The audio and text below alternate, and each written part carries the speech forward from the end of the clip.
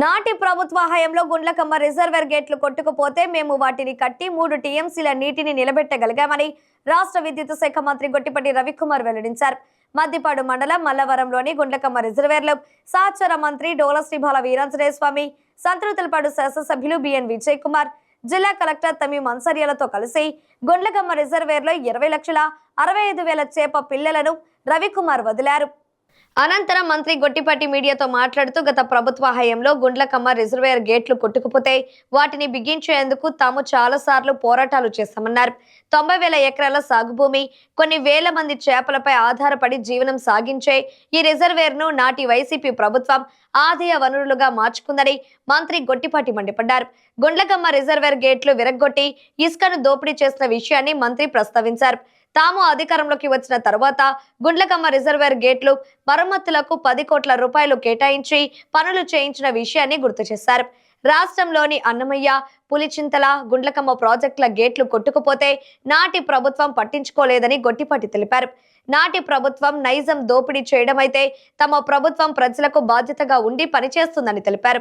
రాష్ట్ర సాంఘిక సంక్షేమ శాఖ మంత్రి డోలశ్రీబాల వీరాంజనేయ స్వామి మాట్లాడుతూ గత ప్రభుత్వం నిర్లక్ష్యం కారణంగా గుండ్లకమ్మ రిజర్వేయర్ గేట్లు కొట్టుకుపోయి లక్షలాది మత్స్య సంపద సముద్ర పాలైందన్నారు. రిజర్వేయర్ పై ఆధారపడిన పంట పొలాలు ఎండిపోవడంతో రైతులు రోదన అరణ్య వేదనగా మారిందన్నారు.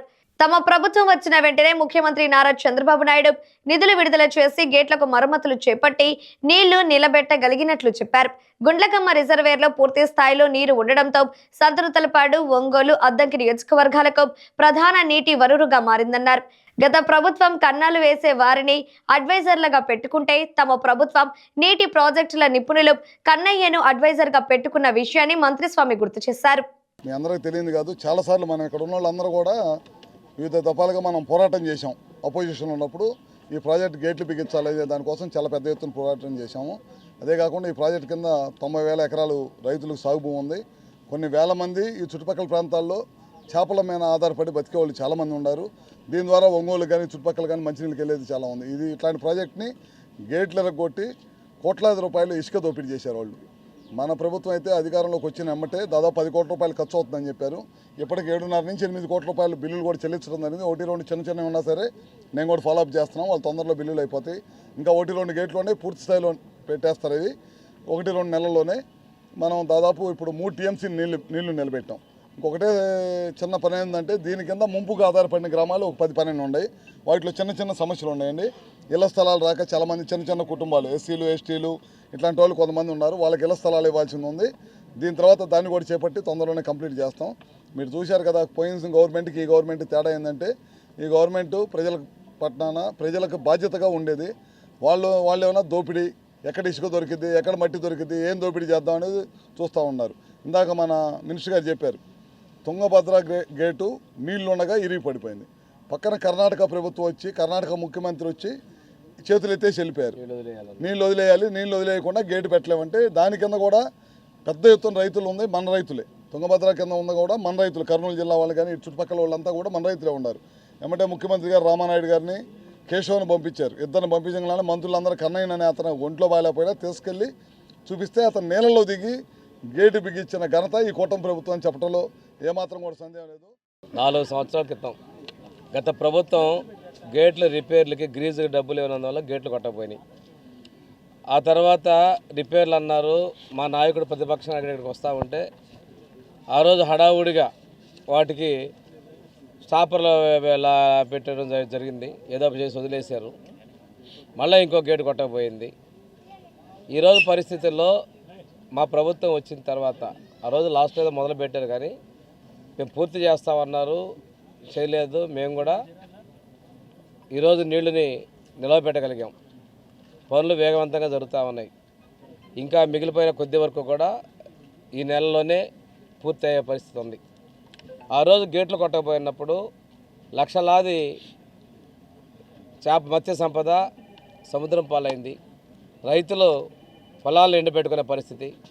ఇటువంటి పరిస్థితుల్లో ఆ ప్రభుత్వానికి ఈ రైతుల రోదన వినిపించలేదు, అరణ్య రోదన అయిపోయింది. పోనీ ఆ మత్స్యకారుల మీద ఆధారపడుతున్నటువంటి మత్స్యకారులు వాళ్ళు ఎక్కువ మంది గిరిజనులు ఉన్నారు. వారికి ఏమైనా ఆర్థిక సహాయం చేయండి, కోట్లాది రూపాయలు విలువైన మత్స్య సంపద పోయిందంటే దాన్ని కూడా చాలా చులకనగా చూసి ప్రవర్తించారు వాళ్ళు. ఏది ఏమైనప్పటికీ కూడాను మా ప్రభుత్వంలో, ఎన్డీఏ ప్రభుత్వంలో ఇది పూర్తి చేయడం జరిగింది. చంద్రబాబు నాయుడు గారు కూడా దీనికి సంబంధించి మధ్యలో నిధులు విడుదలలో కూడా లేట్ అయిన సందర్భంలో కూడా చొరవ తీసుకొని ఇచ్చారు. ఈ విషయంలో ముఖ్యంగా మన విద్యుత్ శాఖ మంత్రులు రవి గారు, అదేవిధంగా నేను, మన జిల్లా అధికారులు అందరూ కూడా చొరవ తీసుకున్నారు. రవి గారు అయితే ఒక ప్రత్యేకంగా 1-2 సార్లు కూడా రివ్యూ కూడా దీనిలో తీసుకోవడం జరిగింది. స్వామి గారు, మంత్రివర్యులు రవి గారు, అందరూ మేమందరం, ముఖ్యమంత్రి గారు, ఇప్పుడున్న ముఖ్యమంత్రి అందరం ఇక్కడ వచ్చి అనేక సందర్భంలో ఈ ప్రాబ్లమ్స్ చూసడమే కాక వచ్చిన వెంటనే ప్రభుత్వం వచ్చిన వెంటనే ఆ రోజు మేము చెప్పిన మాటలు ఈరోజు నిలబెట్టుకున్న విషయం మేము ప్రజలందరూ గుర్తించాలి. ఇది మంచి ప్రభుత్వం, ఇది ప్రజలకి పనిచేసే ప్రభుత్వం అనేది మనం గమనించాలి.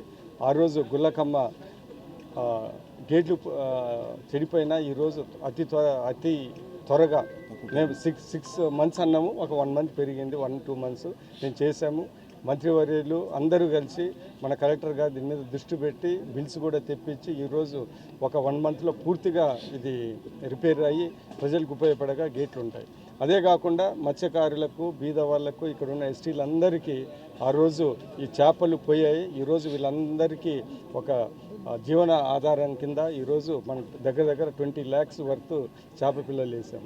ఇవన్నీ మనం గమనించాల్సిన విషయం ఏంటిదంటే ఇది మంచి ప్రభుత్వం, ఇది ప్రజలకు పనిచేసే ప్రభుత్వం. ఇక్కడ ఉన్న ఎమ్మెల్యేలు, మంత్రులందరూ, కలెక్టర్ గారు అందరూ ప్రజల కోసం పనిచేసే ప్రభుత్వం అని సందర్భంగా తెలియజేస్తున్నాం. నేను ఇంకొక మాట కూడా చెప్పదలుచుకున్నాను. సో అందరికీ నమస్కారం.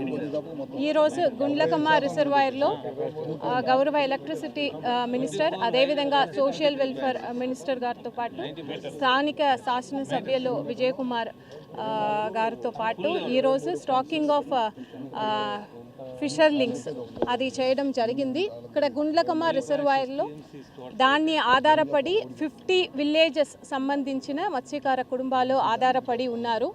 ప్రకాశం డిస్టిక్లో 2024-25 ఆర్థిక సంవత్సరంలో అరౌండ్ 313 ఫిషర్మ్యాన్కు లైసెన్స్ ఇవ్వడం జరిగింది. సో ఈరోజు ఇక్కడైతే stock links, finger links around 20.65 lakh చేప పిల్లలు ఈరోజు ఇక్కడ వదలడం జరిగింది. దీనివలన గుండ్లకమ్మ రిజర్వాయర్ పైన ఆధారపడి ఉన్న మత్స్యకార కుటుంబాలకు లబ్ధి పొందుతారు.